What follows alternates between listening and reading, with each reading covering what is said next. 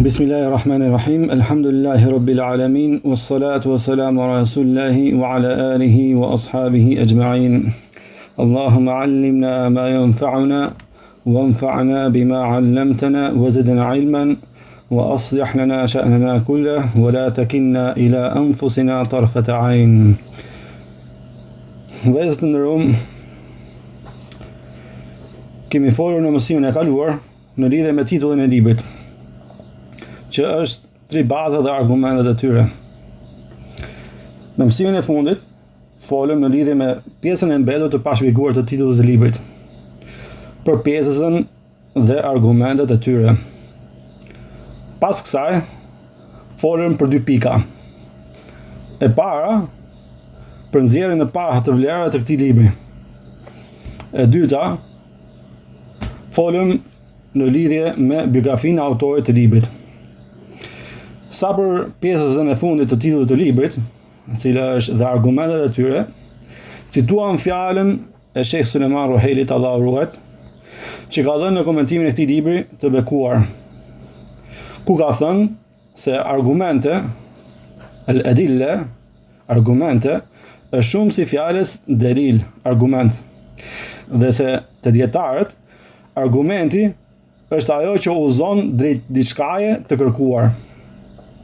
Më pas, kemi treguar se argumentet ndahen në përgjithësi në 2 lloje: argumente logjike dhe argumente dëgjuese. Thamë se argumentet dëgjuese janë argumentet nga shpadhja nga Kur'ani dhe Suneti i Profetit sallallahu alaihi wasallam, të cilat konceptohen nëpërmjet shisës së dëgjimit. Gjithashtu, kemi treguar shkakun pse është emërtuar kështu, dhe thamë si janë quajtur kështu në bazë të fjalës së Allahut të lartësuar: wa qalu law kunna nasma'u aw na'qilu ma kunna fi ashabis sa'ir. Dhe thanë, pra banorët e zjarrit thanë, sikur të dëgjonim apo të logjikonim, nuk do të ishim prej banorëve të zjarrit. Më pas, treguam se Sheikh Suleiman Ruhaili, Allahu ruhet, thotë se argumentet që përmend autori këtu nuk kufizohen vetëm në argumentet që dëgjohen nga Kur'ani dhe Suneti i Profetit sallallahu alaihi wasallam.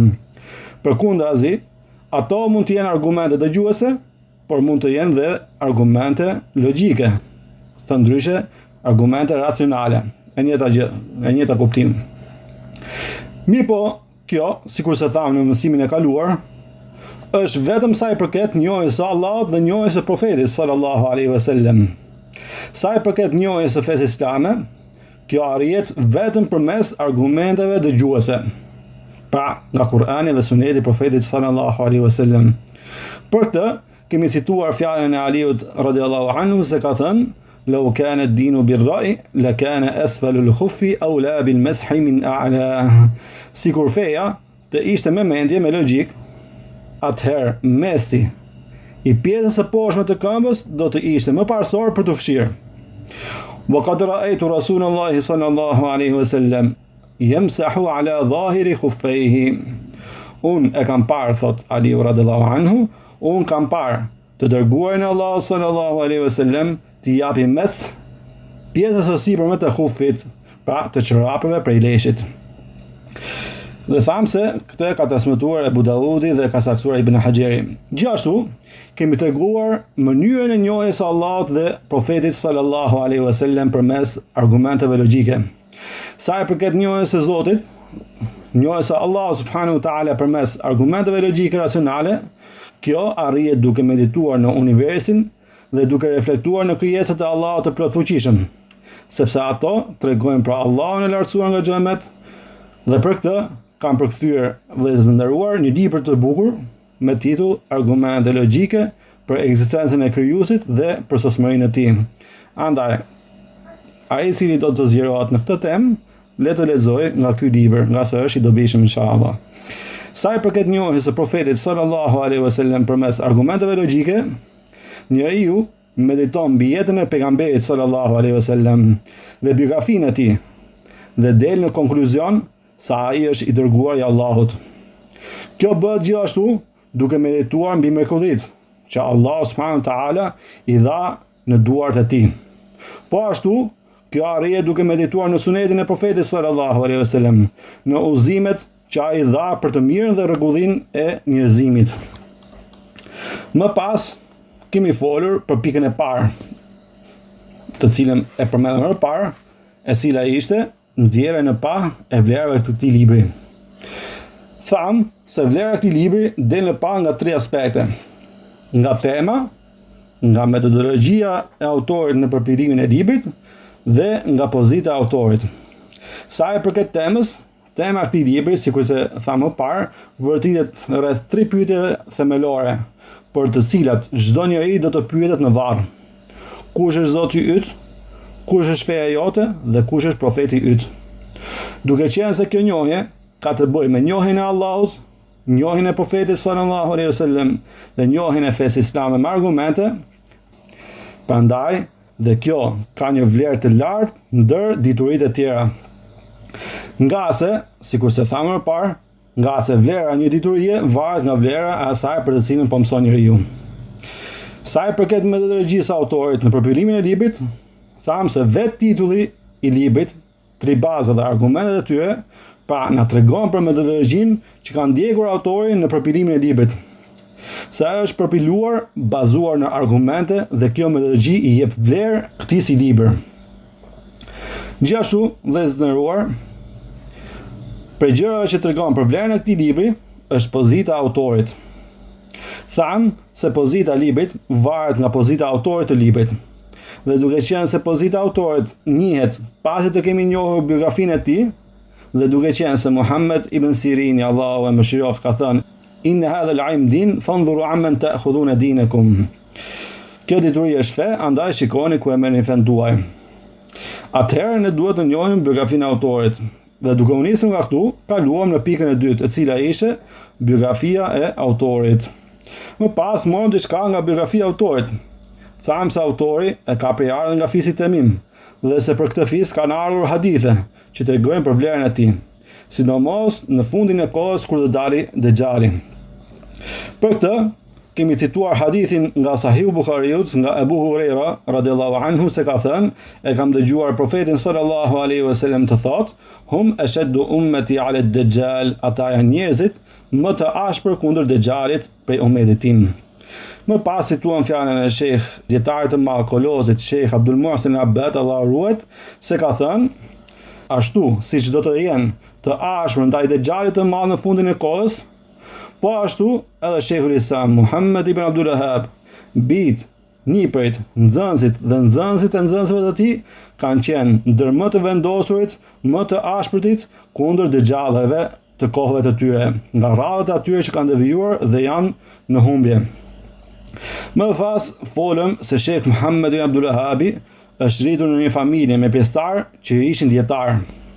Është rritur në një familje me pjesëtar që ishin dietar. Nga se baba e tij Abdul Wahhab, po ashtu dhe xhaxhallarët e tij dhe djemtë e tyre ishin dietar të mëdhenj. Gjë kjo që tregon se Sheikh Muhammed ibn Abdul Wahhab është edukuar në një familje dietarësh dhe se ka mësuar prej tyre. Gjithashtu treguam për udhëtimin e Sheikh Muhammed ibn Abdul Wahhab, Allahu mëshiroft, në kërkimin e dijes në Mekë, në Medinë dhe në Basra të Irakut. Dhe tham se dietarët më të shquar dhe më të spikatur prej të cilëve ka mësuar Sheikh Muhammed ibn Abdul Wahhab janë Sheikh Abdullah ibn Ibrahim ibn Saif al-Najdi, Allahu mëshiroft, dhe Sheikh Muhammed al-Sindi, Allahu mëshiroft. Më pas, për të treguar kotësinë e dyshimeve që hedhin njerëzit të kotës ndaj thirrjes së Sheikh Muhammed ibn Abdul Wahhabit, treguam një histori të një dietari nga India, i cili ishte indikuar nga thirrja e njerëzve të kotës, ka shik këtij dietari të nderuar. Ky dietar nga India lutej pas çdo mësimi që Allahu ta mallkoj Sheikh Muhammed ibn Abdul Wahhabin. Dhe kur Sheikh Abdurrahman al-Bekri e dëgjoi të kryente këtë vepër të shëmtuar, mori librin e Kitab at-Tauhid të Sheikh Muhammed ibn Abdul Wahhabit, Allahu mëshiroft, ja hoqi kopertinën dhe vendosi në raft. Më pas e ftoi tek shtëpia e tij. E ftoi te shtëpia e tij këtë dietar nga India që lutej kundër Sheikh Muhammed ibn Abdul Wahhabit, Allahu mëshiroft. Më pas Sheikh Abdurrahman al-Bekri kërkoi leje të dilte pak nga shtëpia e tij për të blerë diçka. Kur e la të vetëm në shtëpi këtë dietar nga India, që mallkate Sheikh Muhammed ibn Abdul Wahhabin, ai mori librin Kitabut Tauhid, që ishte pa kopertinën e këtij libri, e lexoi dhe u mahnit nga përmbajtja dhe metodologjia e ngjashme me Sahihun e Buhariut. Kur ai e mori vesh se autori i këtij libri ishte Sheikh Muhammed ibn Abdul Wahhab, Allahu më shëroft, atëherë ai tha, nëse ky libër është i tij, atëherë ne i kemi bërë padrejtësi. Dhe që atëherë ky dietar nga India filloi çdo ditë të lutej për të. Dhe i orientonte, i udhëzonte edhe nxënësit e tij të luteshin për të. Më pas kemi treguar se për kësaj ngjarje nxirren disa dobi, për të cilave ishte se njeriu nuk duhet të mashtrohet ndaj llagapeve të njerëzve të kotës, kashi pasuesve të të vërtetës. Nga se kjo është metoda e tyre e hershme dhe tanishme. Për këtë kemi cituar disa ajete. Më pas kemi thënë se për dobive që nxirren nga kjo histori është se vetë leximi i librit të Tauhidit apo librit 3 baza dhe argumentet e tyre të Sheikh Muhammed ibn Abdul Wahhab është provë kundër atyre që flasin kundër tij. Për këtë kemi cituar fjalën e Allahut të lartë madhëruar ku ka thënë për të treguar kotësinë e shpifeve të paganëve ndaj pejgamberit sallallahu alaihi wasallam. Thot Allah subhanahu wa taala, "Qul innama a'idhukum biwahida." Thuaj, unë ju këshilloj vetëm për një gjë. An taqumu lillahi mathna wa furada thumma tatafakkaru. Të ngriheni për Allahun 2 nga 2 ose 1 nga 1, thumma tatafakkaru, e pasaj të meditoni. Ma bi sahibikum min jinna. Shoku juaj nuk është i çmendur. In huwa illa nadhirun lakum bayna yaday adhabin shadid. Ai është vetëm një paralajmërues për ju përballë dënimit të ashpër. Pra, vëllezër në Rum, vetë meditimi në thirrjen e personit azjeson shpifjet e njerëzve të kotës ndaj tij. Më pas kemi treguar një histori të një sahabiu të nderuar që quhej Dhimed, që përpara se të përqafonte Islamin, ai kishte dëgjuar akuza ndaj profetit sallallahu alaihi wasallam se ai është i çmendur dhe se atij është bërë magji. Dhimedi ishte nga ata që u njihte përpara udhëzimit në Islam se bënte rukje. Andaj dhe tha, "Law anni ra'aytu hadha ar-rajul la'alla Allah yashfihu ala yadayya."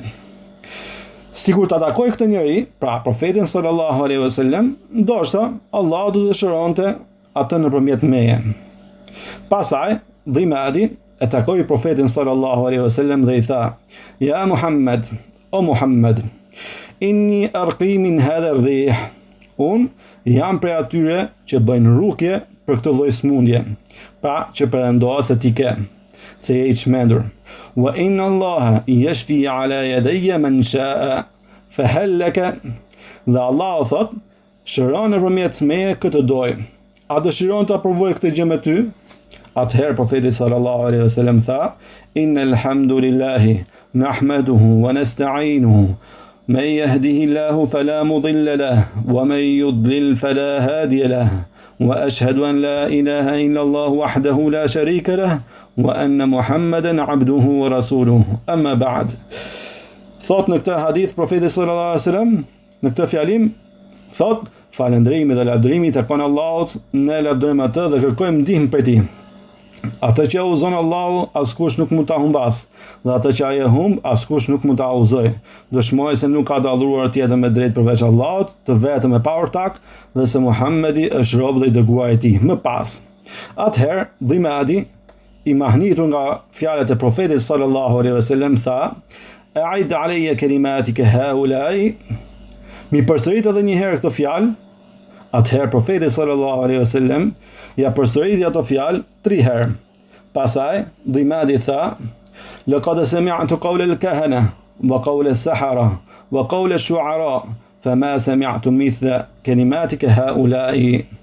Unë I kam dëgjuar fjalët e fallxorëve, magjistarëve dhe poetëve, por nuk kam dëgjuar kur fjalë si këto të tuat. Dhe kështu ai radiallahu anhu e pranoi Islamin dhe tha, hati yedaka ubay'aka 'ala al-islam.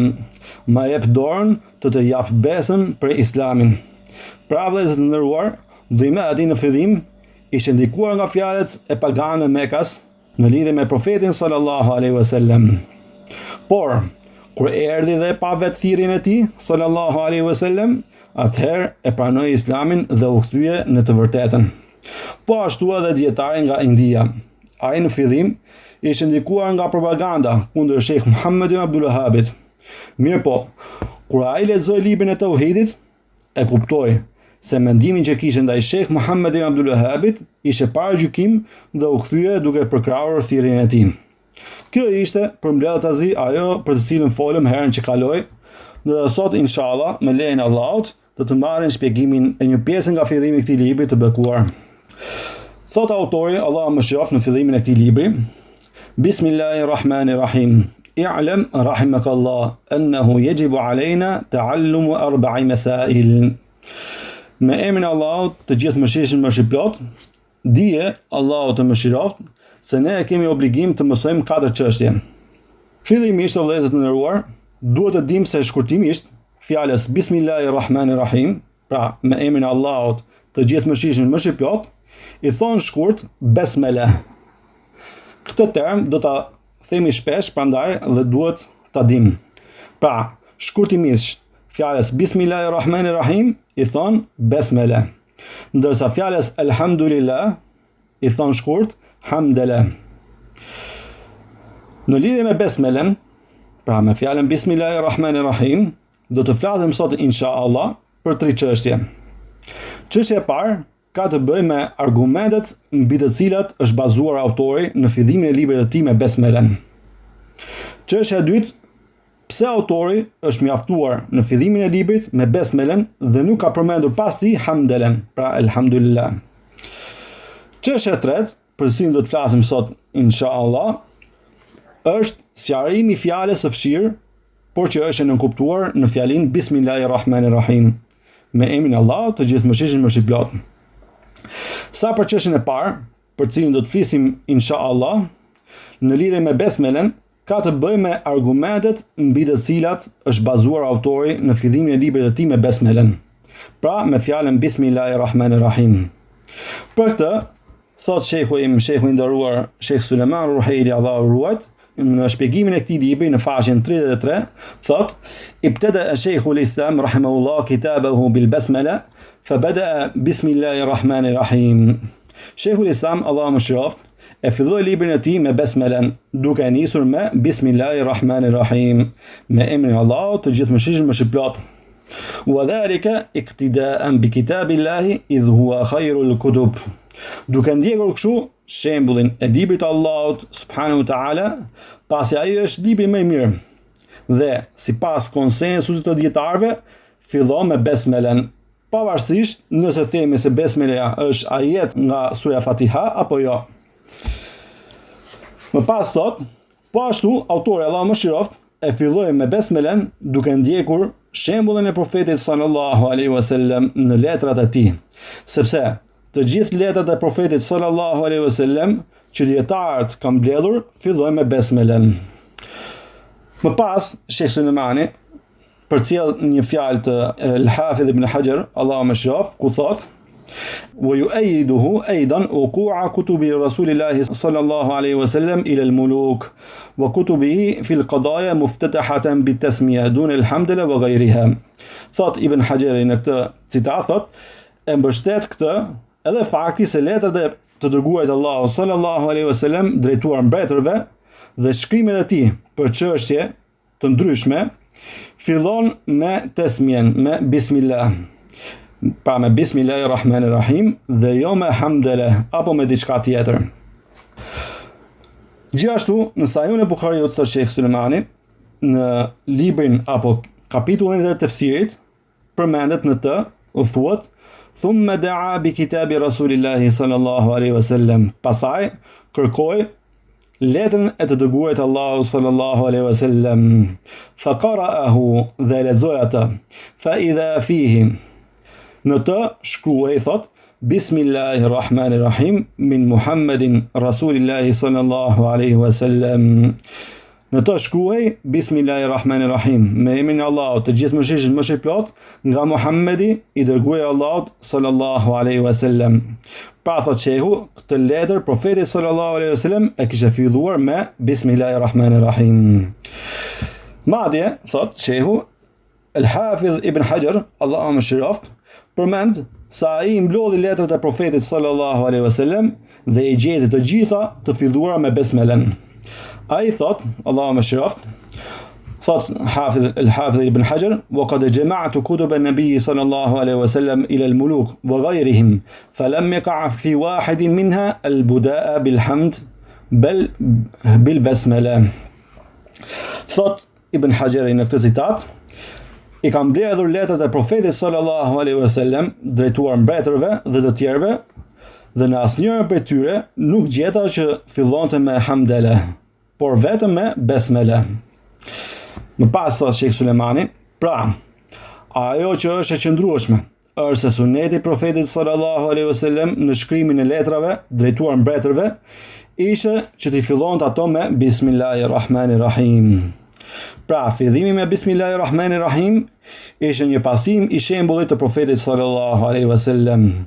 Gjithashtu, thot shehu, autori Allahu më shëroft e filloi librin e tij me Bismillahirrahmanirrahim istinasan, duke u mbështetur, duke e përforcuar edhe me atë që është transmetuar se profeti sallallahu alaihi wasallam ka thënë: kullu amrin dhi balin la yubda'u fihi bi bismillah fa huwa aqta'. Çdo çështje me rëndësi që nuk fillon me bismillah është e mangët, pra e pabereqetshme. Më pas thot shehu, fa yusta'nasu bi hadha. Fjala fa yusta'nasu bi hadha, kjo përdoret si argument ndihmës, thot shehu. Kjo përdoret si argument ndihmës, nga se ky hadith me këtë formulim e ka transmetuar El-Khatib El-Baghdadi në librin e tij El-Jami', por zinxhiri i transmetimit të tij, thot shehu, ka dobësi shumë të mëdha. Prandaj nuk është i saktë me këtë formulim. Gjithashtu, për përgjithshmërinë e fillimit me besmele, argumentohet edhe me atë që transmetohet nga profeti sallallahu alaihi wasallam se ka thënë: kullu amrin dhi balin la yubda'u fihi bi dhikrillah fa huwa abtaru. Çdo çështje me rëndësi që nuk fillon me dhikrin e Allahut, me përmendjen e Allahut, është e cunguar, pra e pabereqetshme. Këtë e transmeton Ma'mar në El-Jami'. O fi riwayatin thot shehu, në një transmetim tjetër thuhet: kullu kalamin aw amrin dhi balin la yuftahu bi dhikrillahi fa huwa abtaru. Çdo fjalë ose çështje me rëndësi që nuk hapet me përmendjen e Allahut, me dhikrin e Allahut, ajo është e cunguar, e pabereqetshme.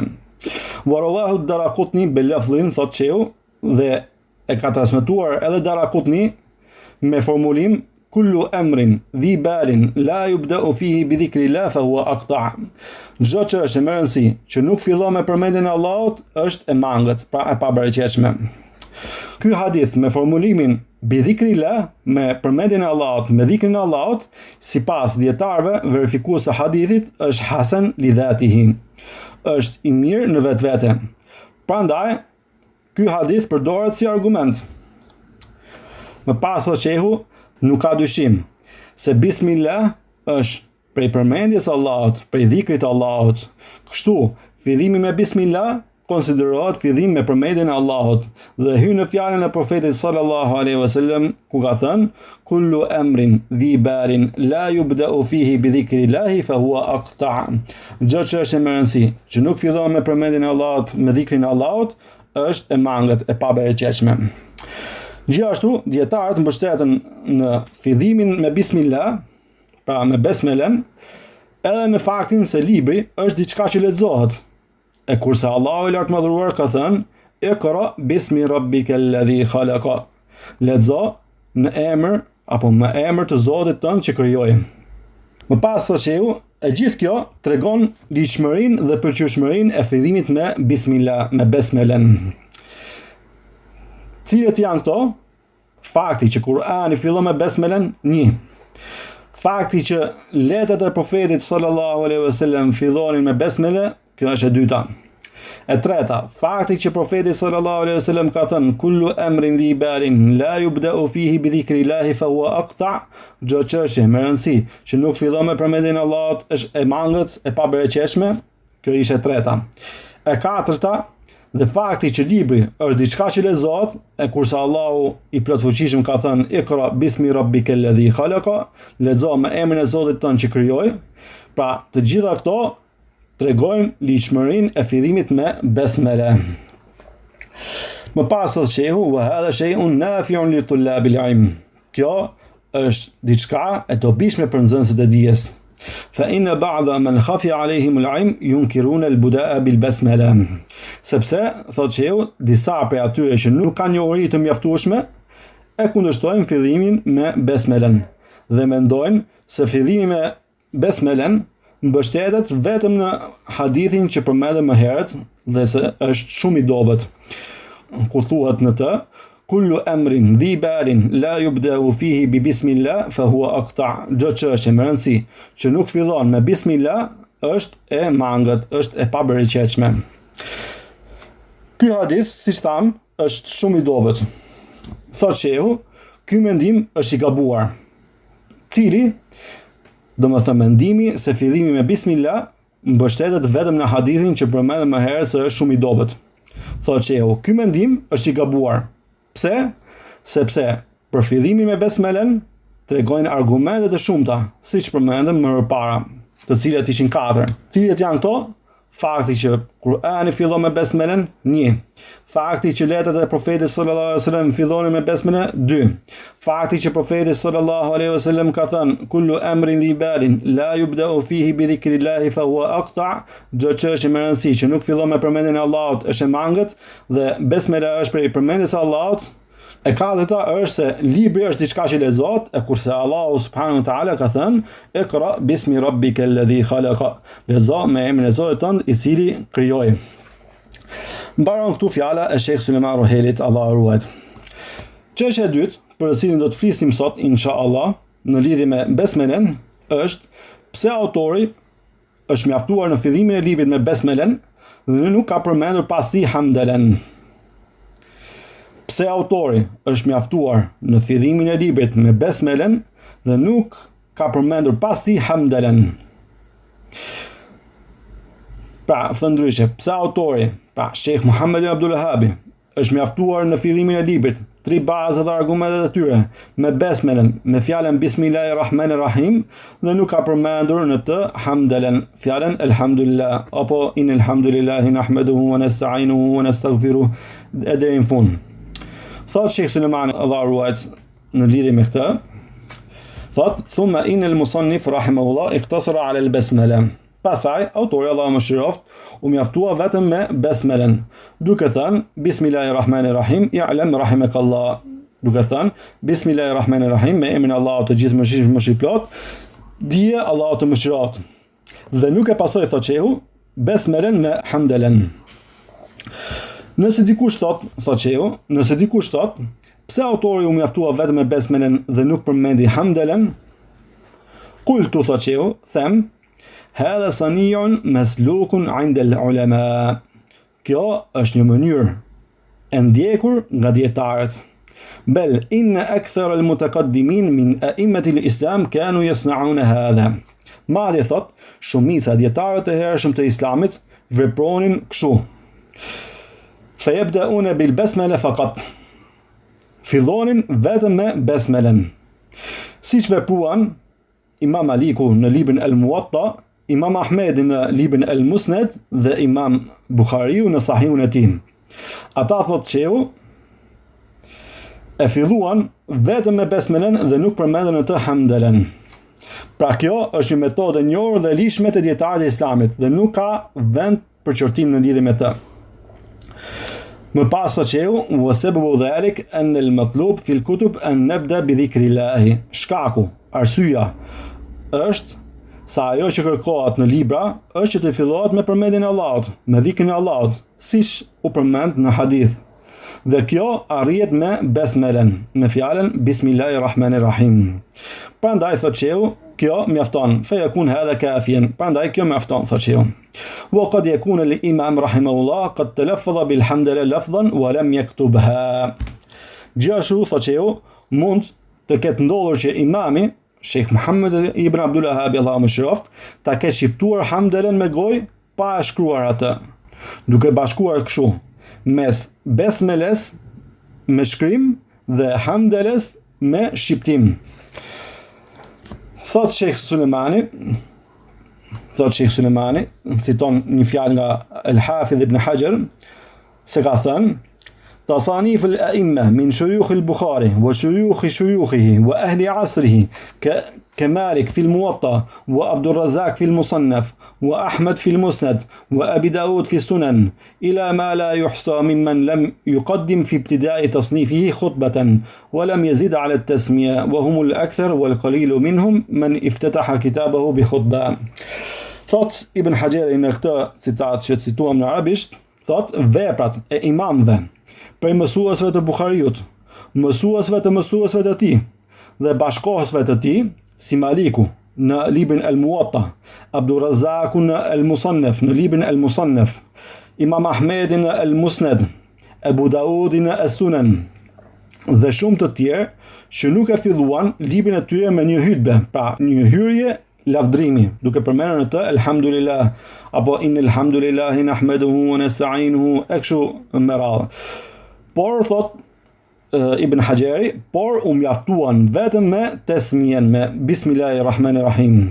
Dhe këto, thot, janë shumica e dietarëve të hershëm, ndërsa pak prej tyre i filluan librat me hutbe, me hyrje lavdrimi. Bëron këtu fjala e Ibn Hajerit. Pra, shumica dietarëve të hershëm, thot Sheikh Sulemani, mjaftoheshin vetëm me tesmien, me fjalën Bismillahirrahmanirrahim. Pastaj Hafidh ibn Hajar e shpjegon këtë duke thënë: yuhmalu dhalika min sani'ihim ala annahum hamadu lafdhan wa iktafu bi kitabati al-basmala. Veprimi i tyre, thot Ibn Hajeri në këtë citat, thot veprimi i tyre interpretohet sa ata e falenderonin Allahun, thonin elhamdulillah me gojë dhe mjaftoheshin me shkrimin e besmeles. Wa yu'ayyiduhu ma rawahu al-Khatib fi al-Jami'.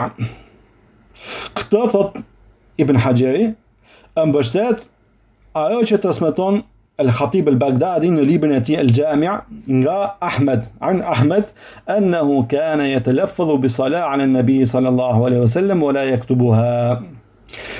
Pra, thot Ibn Hajeri në këtë citat, këtë mbështet ajo që transmeton Khatibi në librin e tij Al-Jami' nga Ahmedi, sa ai, pra Imam Ahmedi, e shqiptonte salavatin për profetin sallallahu alaihi wasallam, por nuk e shkruante atë.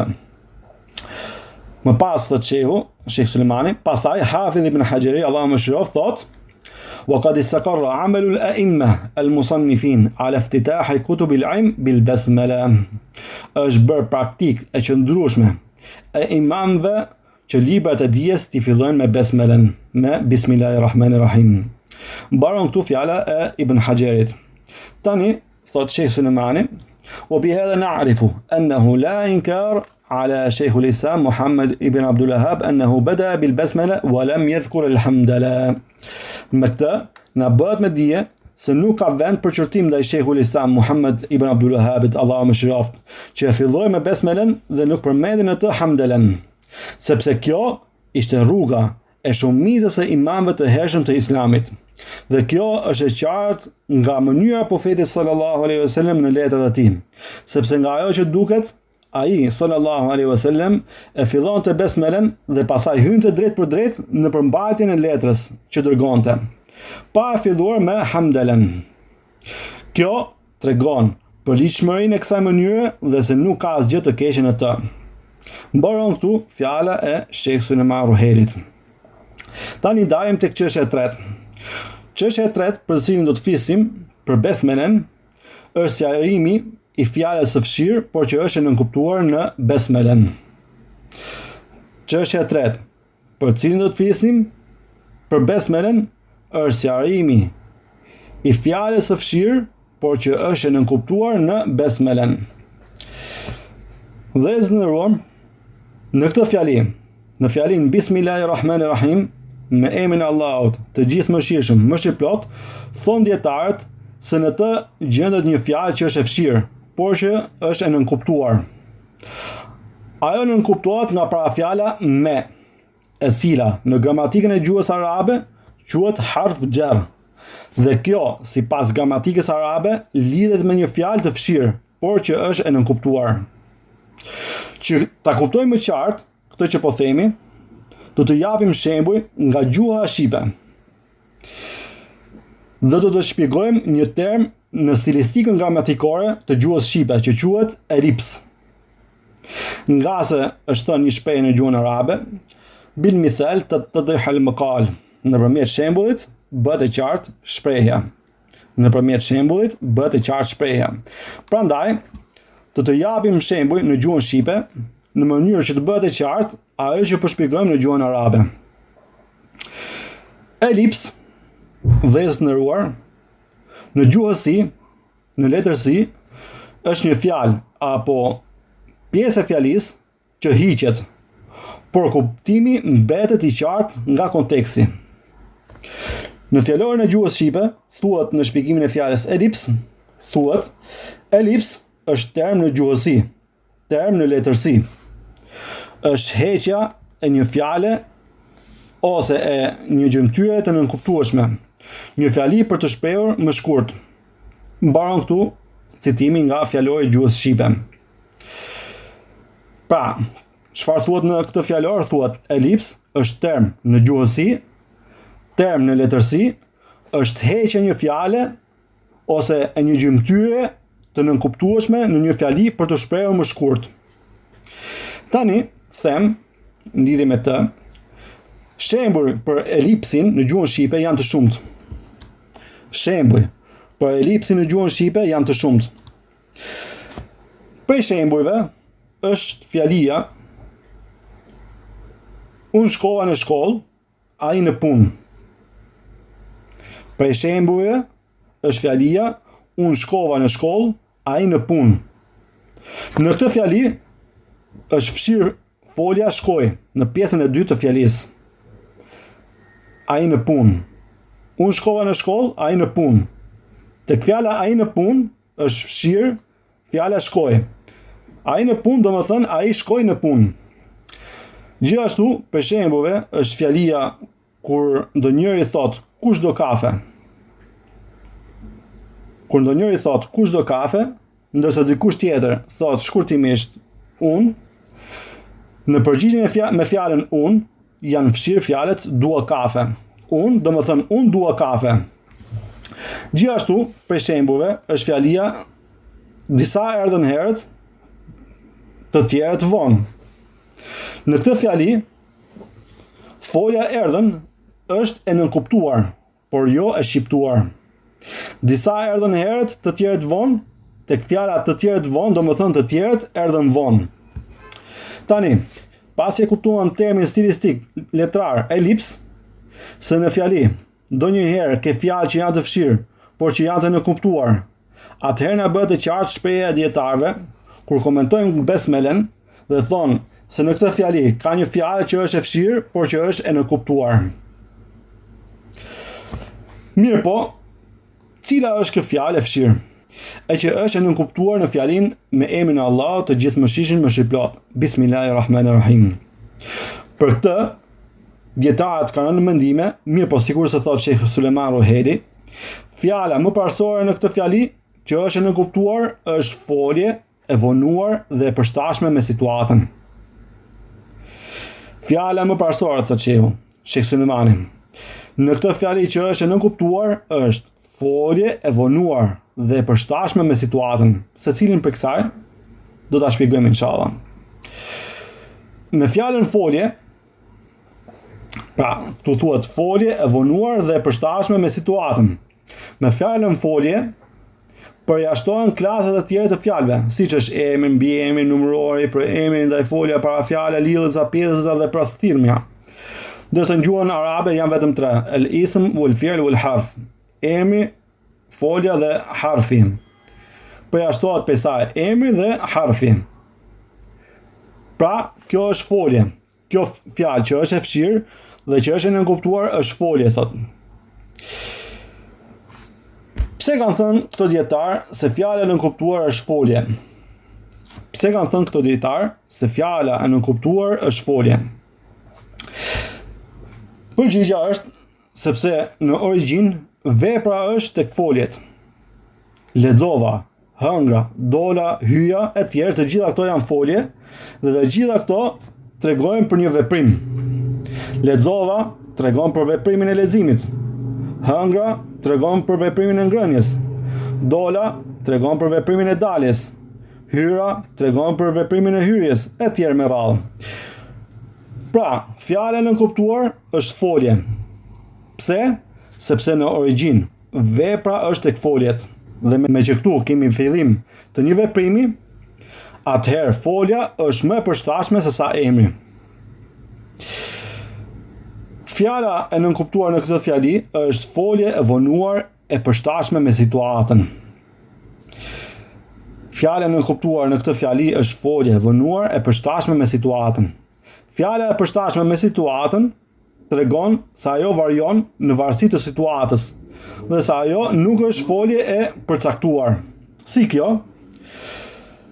Nëse je në një situatë që dëshiron me ngrënë dhe thua përpara Bismillah, pra me emrin e Allahut, në këtë rast folja e vonuar dhe e përshtatshme për këtë situatë është po haj. Domethënë me emrin e Allahut po haj. Me emrin e Allahut po haj. Nëse je në një situatë që dëshiron me shkruajtur dhe thua përpara Bismillah, pra me emrin e Allahut, në këtë rast folja e vonuar dhe e përshtatshme për këtë situatë është po shkruaj. Domethënë me emrin e Allahut po shkruaj. Nëse je në një situatë që dëshiron me lexuar dhe thua përpara Bismillah, pra me emrin e Allahut, në këtë rast folja e vonuar dhe e përshtatshme për këtë situatë është po lexoj. Domethënë me emrin e Allahut po lexoj. Në rastin konkret, në këtë libër, kur autori po shkruan dhe thot me emrin e Allahut të gjithë mëshirshëm mëshirëplot, për autorin fjala nënkuptuar është po shkruaj ose po filloj. Pra me emrin e Allahut të gjithë mëshirshëm mëshirëplot po shkruaj, ose me emrin e Allahut të gjithë mëshirshëm mëshirëplot po filloj. Domethënë këtë libër, po filloj këtë libër. Ndërsa për lexuesin, fjala nënkuptuar është po lexoj, pra me emrin e Allahut të gjithë mëshirshëm mëshirëplot po lexoj.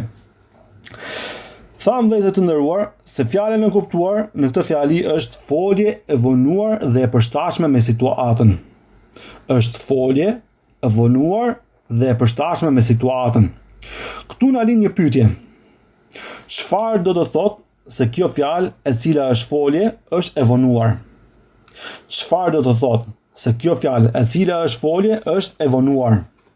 Përgjigjja në lidhje me të është se kjo do të thotë se folja që është fshirë e që është e nënkuptuar vendoset në fund të fjalisë e jo në fillim të saj. Në fillim, për shembull, po lexoj me emrin e Allahut. Në fund, për shembull, me emrin e Allahut po lexoj. Në fillim, për shembull, po lexoj me emrin e Allahut. Në fund, për shembull, me emrin e Allahut po lexoj. Tani lind një pyetje tjetër. Pse kemi thënë se ajo folje duhet vendosur në fund dhe jo në fillim? Thënë ndryshe, në lidhje me shembullin e fundit që dham, pse fjalia që nënkuptohet është me emrin e Allahut po lexoj dhe jo po lexoj me emrin e Allahut? Përgjigjja në lidhje me të është se kjo, sikur se thon disa nga dietarët tan, është për shkak se vendosja e saj në fund të fjalisë jep fjalisë dy dobi. Dobia e parë është bekimi duke filluar me emrin e Allahut. Është bekimi duke filluar me emrin e Allahut, në mënyrë që fjalia të niset drejt për drejt me emrin e Allahut dhe asgjë të mos dalë para tij. Dobia e dytë është për të treguar kufizim. Dobia e dytë është për të treguar kufizim. Sepse në retorikën arabe, vendosja e parafjalës dhe emrit të saj, që në rastin ton konkret janë fjalët me emrin, pra me është para fjalë, emër është emër, pra vendosja e para fjalës dhe emrit të saj në fillim të fjalisë tregon për kufizim në retorikën e gjuhës arabe. Pra, fillimi i fjalës me bismillah jep kuptimin, kësaj fjalie jep kuptimin vetëm me emrin e Allahut po filloj. Apo vetëm me emrin e Allahut po lexoj. Apo vetëm me emrin e Allahut po shkruaj. Kjo është përmbledhja e asaj që kanë përmendur dietarët në lidhje me fjalën e fshirë e që është e nënkuptuar në fjalin Bismillahirrahmanirrahim, me emrin e Allahut të gjithëmshirshëm mëshirëplot. Kjo ishte përmbledhja e asaj që kanë përmendur dietarët. Ndalen me kaq inshallah. Subhanakallahumma bihamdika ashhadu an la ilaha illa anta wa astaghfiruka wa atubu ilaik. Assalamu alaikum wa rahmatullahi wa barakatuh.